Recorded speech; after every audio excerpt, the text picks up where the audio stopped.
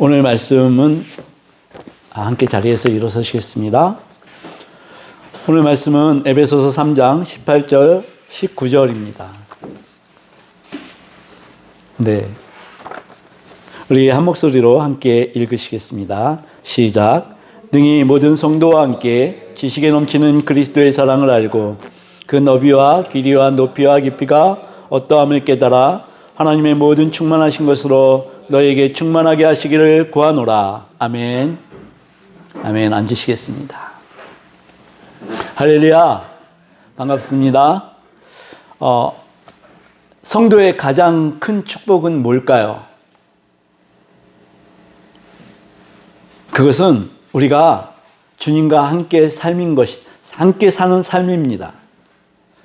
우리가 주님과 함께하는 삶이 성도에게는 가장 큰 축복인 것을 믿으시죠?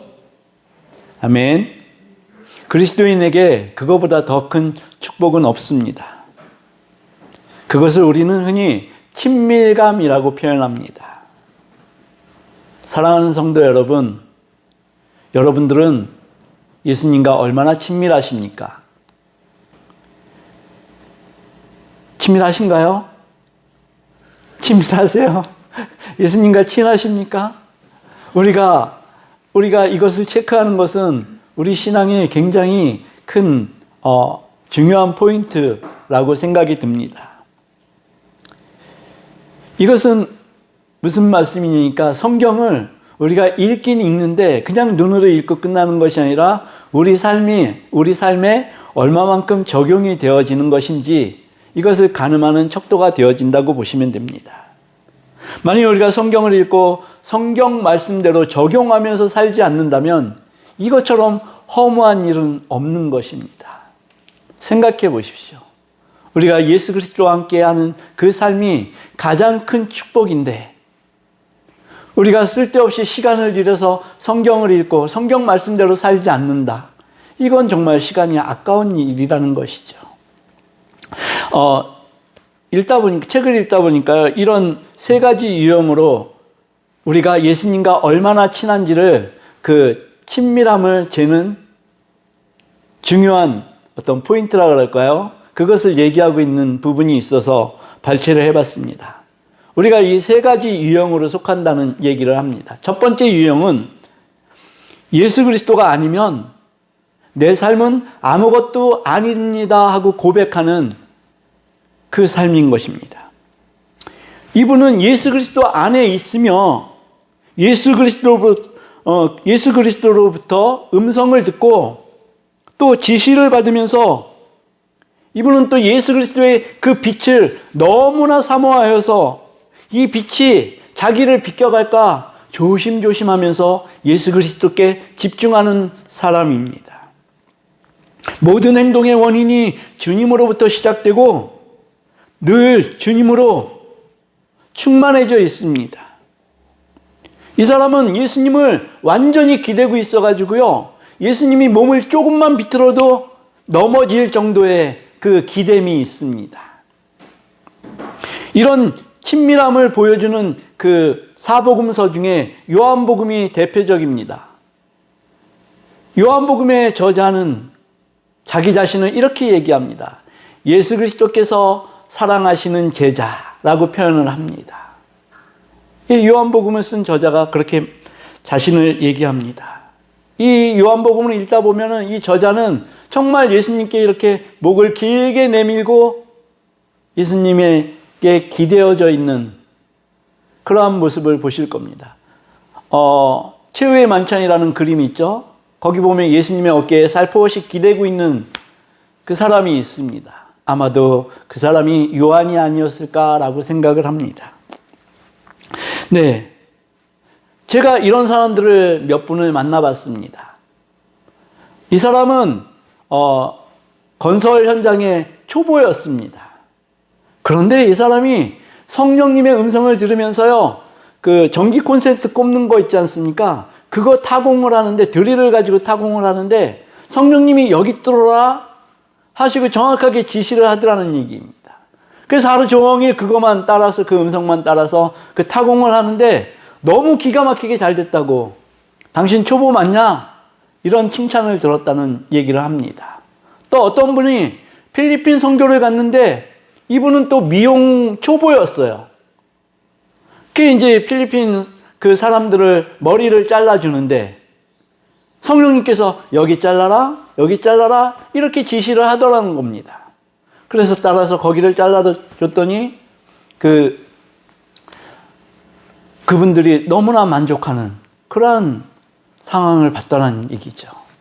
이게 굉장히 신비한 얘기이지 않습니까?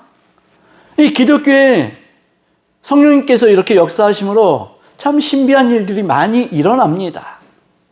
그런데 이 신비를 잘못 해석을 해서 어디까지 가요? 이단까지 갑니다. 그죠? 그렇다 그래서 우리가 이 신비함을 외면할 수 없습니다. 왜냐니까 이 성경은 성령님의 일하심의 그 신비함이 너무나 많이 나와 있습니다. 사도 바울도 이 신비함을 계속 만났기 때문에 이러한 오늘의 말씀에까지 이르게 된 것입니다. 사도 바울이 보통 우리는 이렇게 평가를 합니다. 그는 논리적인 사람이야, 이성적인 사람이지 라고 표현을 하지만 그의 삶 속에는 성령님이 계속해서 만져주십니다. 그 신비한 체험을 계속했기 때문에 사도 바울이 고백을 할 수 있는 것입니다. 이 신비한 체험은 우리에게 너무나 필요합니다. 이 신비한 체험을 계속하시는 분들은 예수 그리스도와 완전히 합하여진 삶을 사시는 분들이다. 너무 친해서 그 자리를 벗어날 수가 없습니다. 바라기는 이렇게 되기를, 우리 성도 여러분 모두가 이렇게 되기를 주님의 이름으로 축복합니다. 두 번째 유형의 친밀함이 있습니다. 이분은 예수님을 믿고 예수님을 의지하지만 예수님을 사랑하는 그 점도가 예수님이 우리를 사랑하시는 것만큼 미치질 못합니다. 옛날에 어떤 개그맨이 그러한 개그를 한 적이 있었습니다. 이거는 긴 것도 아니고 아닌 것도 아니요. 혹시 생각이 나시나요? 저는 그때 굉장히 웃었습니다. 네, 이거는 간 것도 아니고 안 간 것도 아니야. 막 이런 식으로. 마치 이렇습니다. 이거는 예수님을 믿는 것도 아닌 것 같고 예수님을 믿는 것 같기도 하고 좀 헷갈리죠. 예수님으로 충만해져 있다가도 어느 순간 자아로 충만해져 있습니다. 그런데 사실 우리가 솔직하게 진단을 해보면 거의 이 중간 지점에 저희들이 있는 것을 발견하게 됩니다. 어느 날은 성령이 충만한 것 같습니다. 근데 어느 날은 또 자아가 충만합니다. 네. 예수님을 따르는 것 같지만 꼭 그런 것은 아닌 것 같기도 합니다. 근데 우리는 엄밀하게 보면은요, 이렇게 사는 게 더 지혜로운 것 같습니다. 예수님께 충만하기도 하고 세상 것을 충만하게 즐기기도 하는 것 같은 이 지혜로움이 있는 것 같습니다. 그렇지만 예수님으로 충만하게 꽉 차 있지는 않습니다. 그리고 세 번째 유형이 있습니다. 이분은 예수님을 믿기는 믿는데 예수님을 등지고 사는 삶이 일상적입니다. 예수님의 빛을 등지고 살다 보니까 자기 눈에 보여지는 것은 자기의 그림자밖에는 보여지질 않습니다. 자아로 충만한 그러한 삶을 살고 있다는 것입니다. 혹시 TV 프로그램 중에 나는 자연인이다 라는 프로그램 아시나요? 그걸 혹시 좀 자주 보시면서 저는 좀 힐링을 느끼기도 했는데요.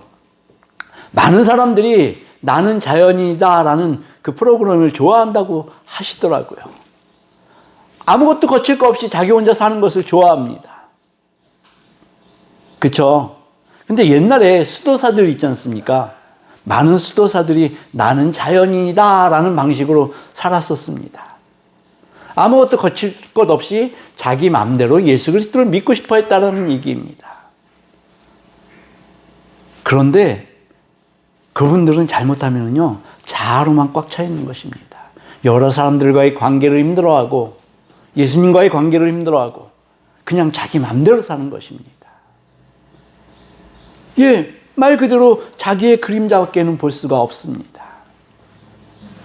그의 행동의 동기는 대부분 예수님에게서 나오지 않고 자신의 자아로부터 나옵니다. 자, 이제 세 가지 유형을 말씀드렸는데요. 어디에 들어가시는 것 같아요? 솔직하게. 네.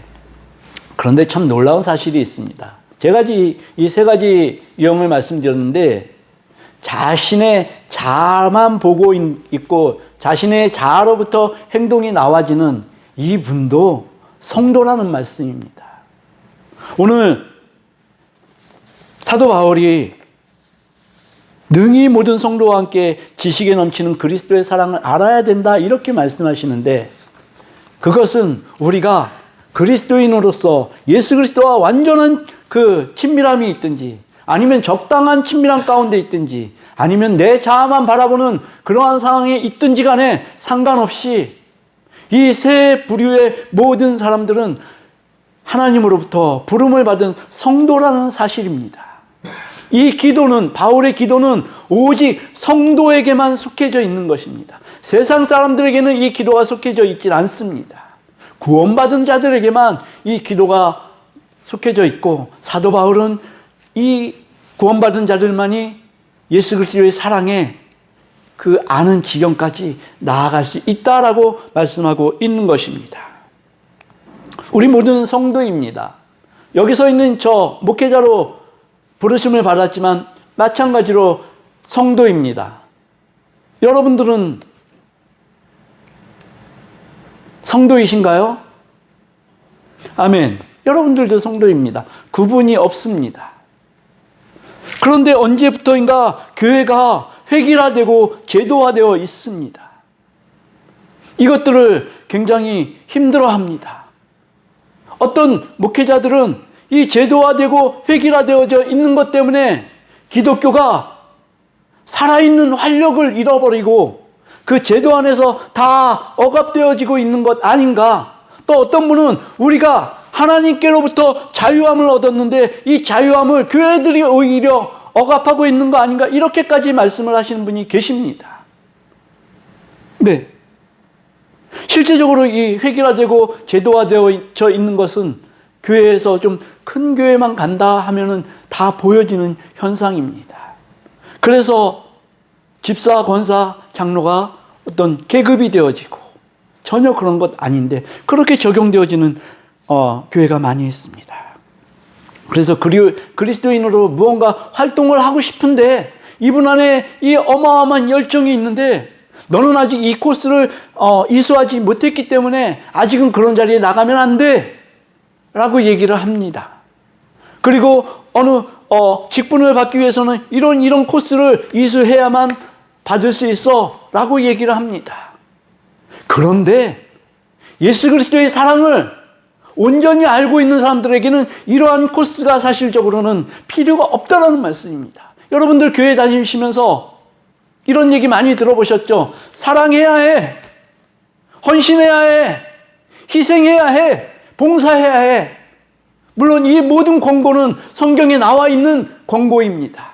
하나님께서 우리에게 원하시는 그러한 부분이기도 합니다. 그러나 우리가 이 예수 그리스도의 사랑을 제대로 알지 못하고 인위적으로 우리가 희생하고 헌신하고 봉사하고 사랑한다면 우리는 어떻게 됩니까? 어느 순간에 우리는 탈진하게 되는 것입니다. 그래서 교회 생활 열심히 하다가 교회를 저주하고 혐오하고 이러는 사람들이 많아지더라는 얘기죠. 예수 그리스도의 사랑은 이 제도, 이 획일화된 것을 뛰어넘는 사랑입니다. 우리가 그리스도인 됨으로써 제대로 활기 있는 신앙생활을 하기 위해서는 우리가 예수 그리스도의 사랑을 알아야만 한다는 것입니다. 이 예수 그리스도의 사랑에 대해서 우리가 제대로 알고 올바로 알기만 한다면 우리는 얼마든지 자유롭게, 힘있게, 재밌게, 즐겁게, 기쁨으로 충만하여져서 예수 그리스도를 섬길 수 있게 된다는 그러한 말씀입니다. 아멘.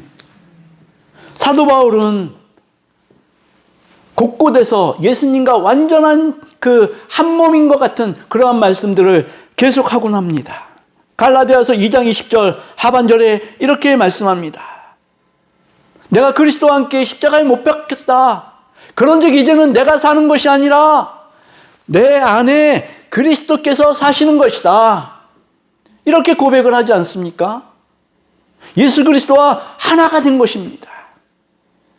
또 고린도후서 13장 3절에 이렇게 말씀하시지 않습니까? 이는 그리스도께서 내 안에서 말씀하시는 증거라.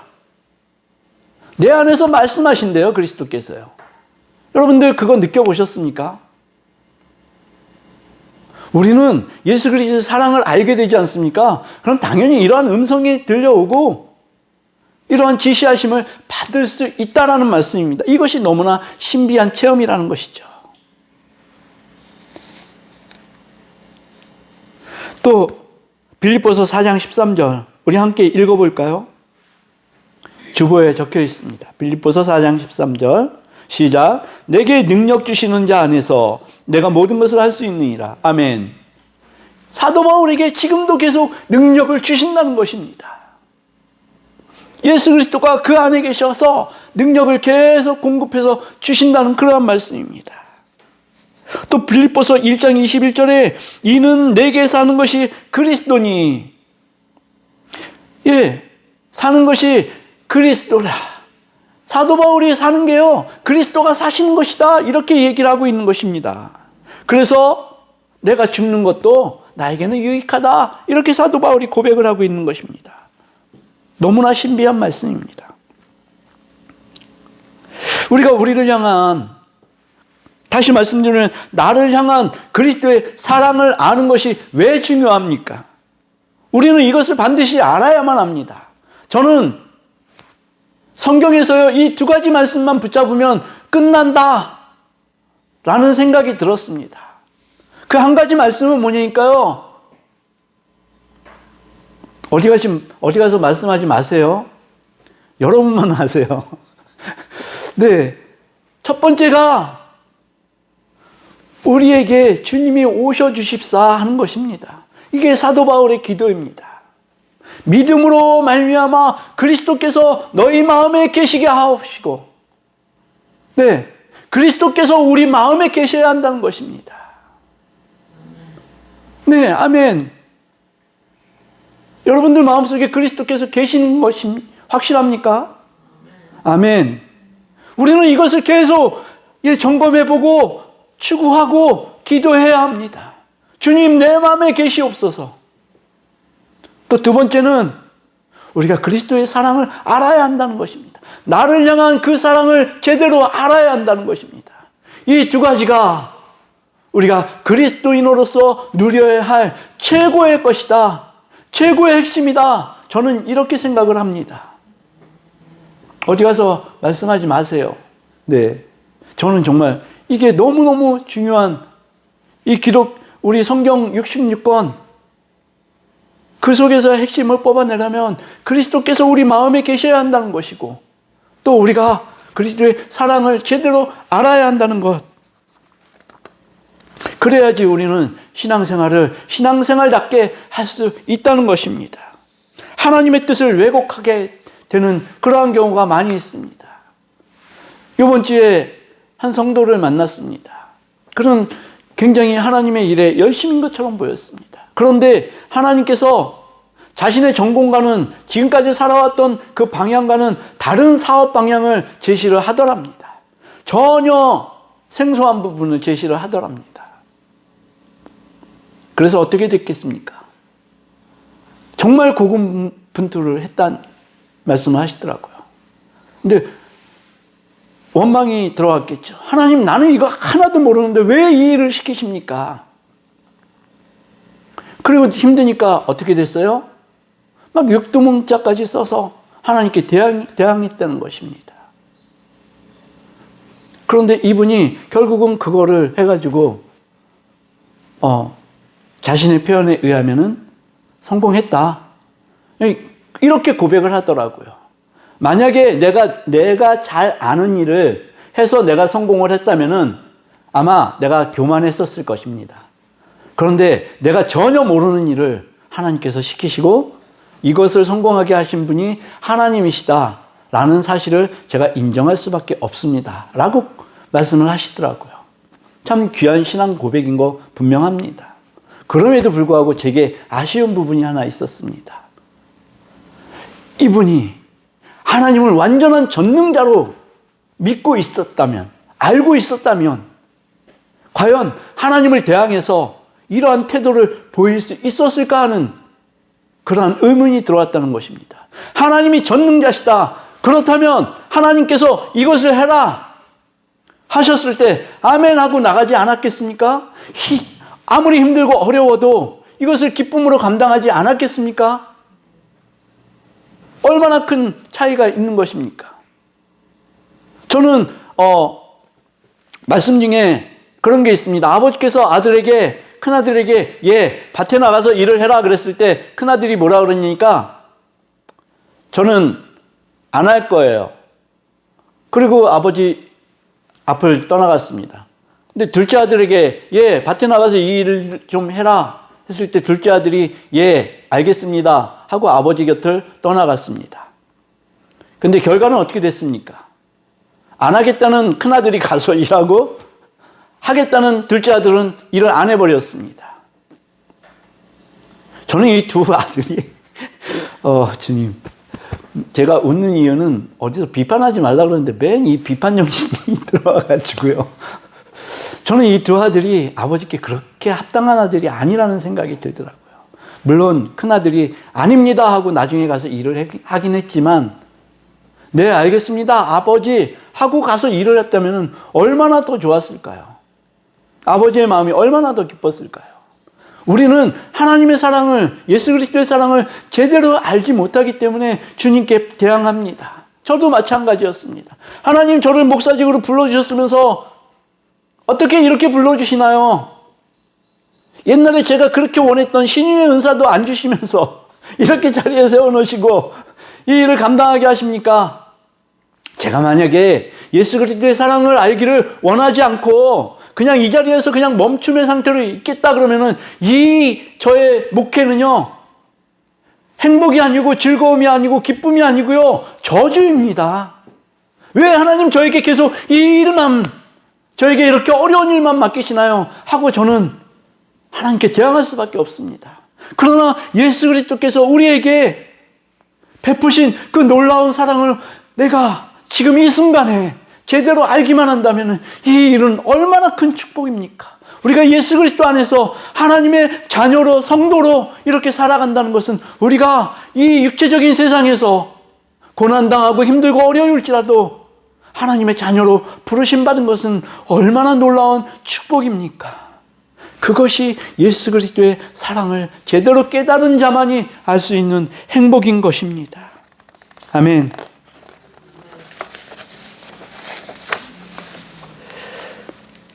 이제 잠시 후 성찬식을 할 것입니다. 우리는 이 성찬식을 통해서 예수 그리스도를 기념할 것입니다. 나를 위해서 내어주신 예수 그리스도의 몸, 나를 위해 흘려주신 그리스도의 피. 주님께서 이것을 잡혀가시기 전날 밤에 말씀하시기 전에요, 한번 이렇게 말씀하신 적이 있습니다. 내가 이제 십자가에 달릴 거야. 그렇게 말씀했을 때 많은 사람들이 이 말씀을 이해하지 못하고 떠나갔다라고 합니다. 근데 제자들에게 또 이 말씀을 하시면서 성찬식을 베푸십니다. 나를 위해 내어주신 그리스도의 몸, 나를 위해 흘려주신 그리스도의 피. 이것을 우리가 먹고 마시는 그 시간은 지극히 짧지만 제가 오늘 이것을 준비하면서 우리가 먹는 식사가 바로 이렇게 돼야 되겠구나. 삼시세끼가 이렇게 돼야 되겠구나. 우리가 다른 거 먹는 것 아니요, 예수 그리스도의 몸을 먹는 것이고 예수 그리스도의 피를 마시는 것으로. 너무 지나치다라고 생각을 하실 수도 있겠지만 우리가 이렇게 경건하게 음식들을 대하고 사람들을 대하고 세상의 어떤 현상들을 대할 때 우리에게서 예수 그리스도의 향기가 나는 것 아닐까, 이런 생각이 들었습니다. 실제로 우리가 예수 그리스도의 몸을 먹고 예수 그리스도의 피를 마시는 이것은 그리스도께서 우리 안에 사시게 하는 것이면서 그 사랑을 받아들이며 또 그 사랑을 더 강구하게 되어지는 그러한 것이 되겠습니다. 그래서 저는 이 성찬식을 통해서 여러분들 가운데 예수 그리스도의 우리를 사랑하신 그 사랑이 얼마만큼 고귀하고 아름답고 귀한 것인지를 알게 되시는 시간으로 드려졌으면 좋겠습니다. 우리 잠깐 기도하시겠습니다. 하늘에 계신 우리 아버지, 우리 가운데 역사하심을 따라 우리 마음에 주님이 계시게 하옵시며 우리에게 은혜를 베푸시어 예수 그리스도의 사랑을 더욱 알게 하옵소서. 주님의 다 주신 그 사랑을 우리의 몸으로, 우리의 마음으로, 삶으로 체험하게 할 수 있도록 인도하여 주소서. 예수님의 이름으로 기도드립니다. 아멘. 이제 성찬식을 하도록 하겠습니다. 장로님 앞으로 나와 주십시오.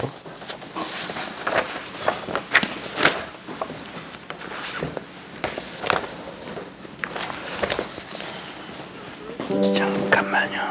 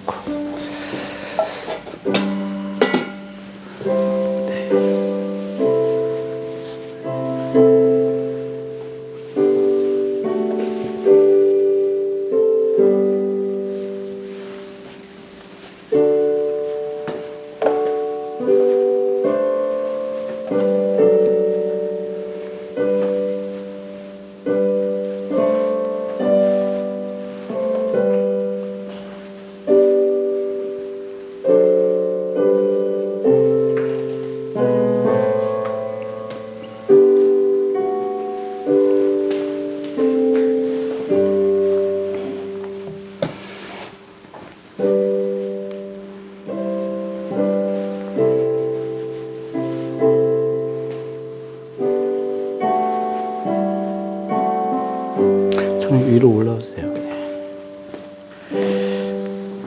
제가 읽겠습니다.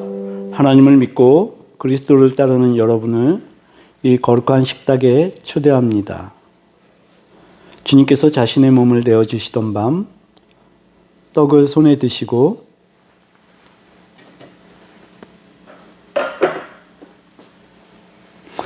감사 기도를 드리신 다음 떼어 제자들에게 주시며 말씀하셨습니다.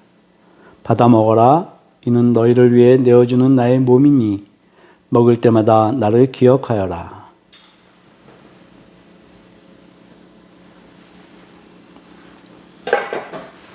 식후에 주님께서는 잔을 드시고 제자들에게 돌리시며 말씀하셨습니다. 이 잔을 마셔라. 이는 죄사함을 얻게 하려고 많은 사람을 위해 흘린 새 언약의 피니 이를 행할 때마다 나를 기념하여라.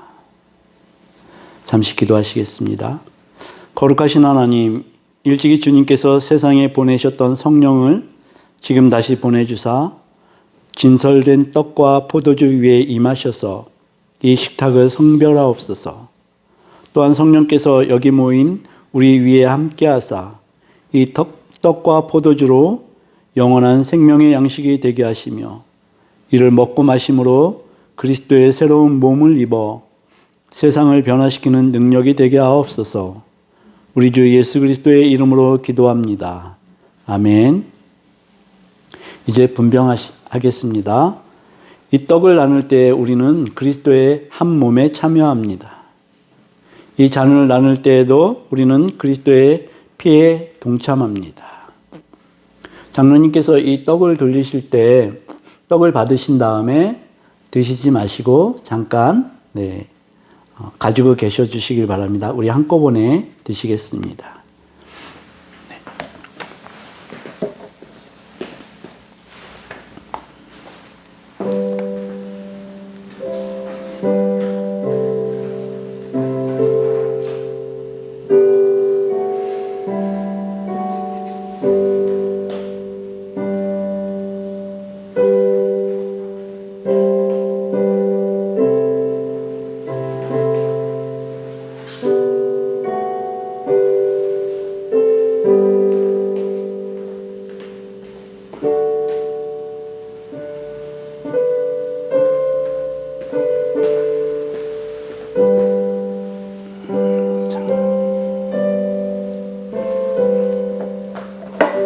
제가 먼저 말씀을 드릴 때 여러분들은 아멘, 제가 믿음으로 주님의 몸을 먹습니다 하시고 드시면 됩니다.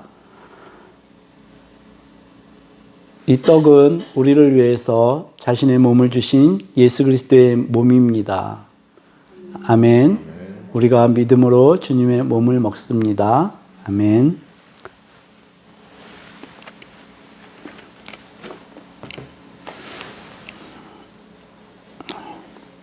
네. 여기 올려서 가야 될 것 같은데, 사장님. 네, 괜찮아요.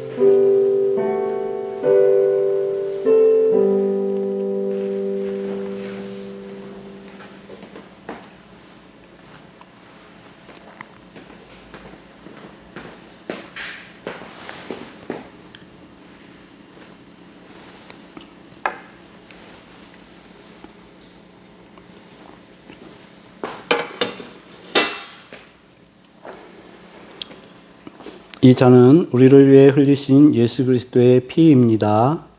아멘. 우리가 믿음으로 주님의 피를 마십니다.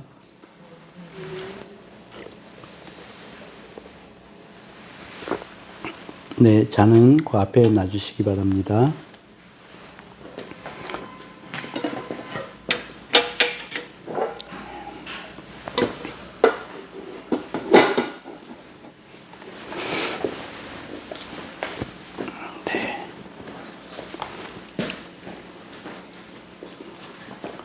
들어가시면 되겠습니다.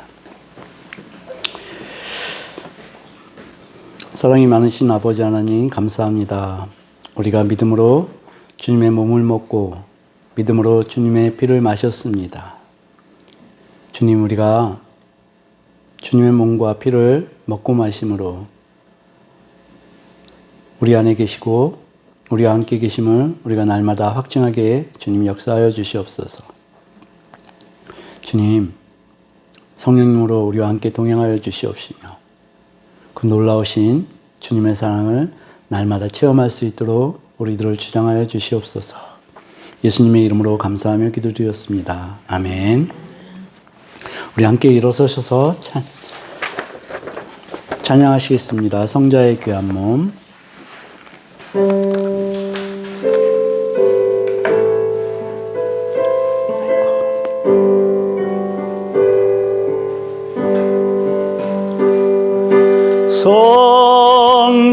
성자의 귀한 몸 날 위하여 버리신 그 사랑 고마워라. 내 머리 숙여서 주님께 비는 말 너무어 주님께 바치리까. 지금도 날 위해 간구하시임. 이 어떤 믿음이 없나니. 주님의 참사랑 고맙고 놀라워 찬송과 기도를 쉬지 않네. 주님의 십자가 나도 지고 신실한 믿음과 마음으로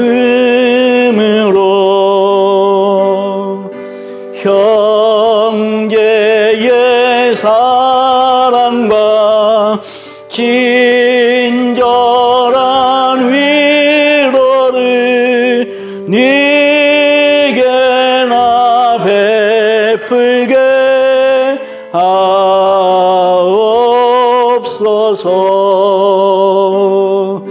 만 가지 은혜를 받았으니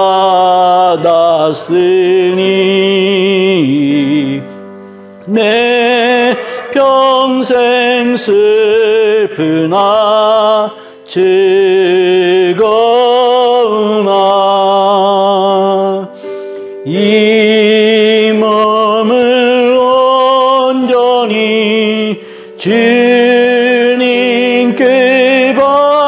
바쳐서 주님만 위하여 나 살겠네. 아멘.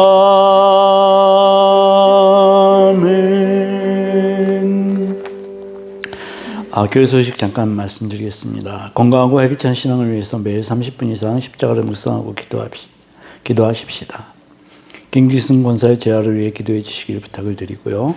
다음 주 대표 기도는 윤현정 권사님이십니다. 네, 제가 한 가지 고백할 게 있는데요. 성만 찬식을 할 때 이 가운을 입었어야 되는데 못 입었습니다. 다음에 할 때는 꼭 잊지 않고 입을 수 있도록 하겠습니다.